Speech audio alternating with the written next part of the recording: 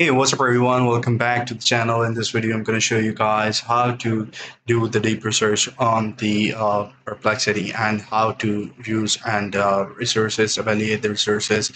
Because Perplexity is just not a tool that go ahead and search and give you a general query, or it's not a general AI tool.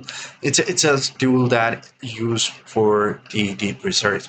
So if you guys want to use it for the deep research, then you must be very careful about all the citations, all the sources that's been included in it.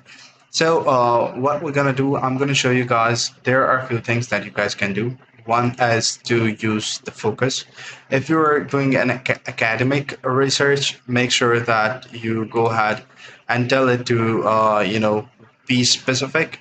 There are buttons like it can research, deep research, learn step by step, interactive, and then there is a button for perplexity computer.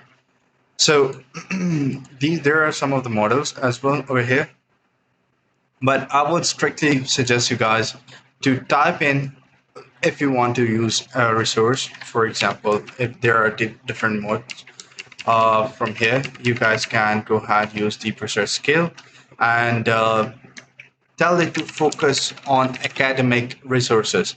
Thus, once the you will have all the results, you will see there will be citations and blogs and links to the sources.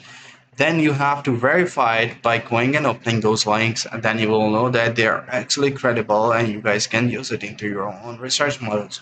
So there is a human test that must be included in it, and otherwise their information, the AI can make mistakes and the information can be vague sometimes upon the resources if you don't tell it specifically what you want to know. So this is pretty much it for the video. See you in the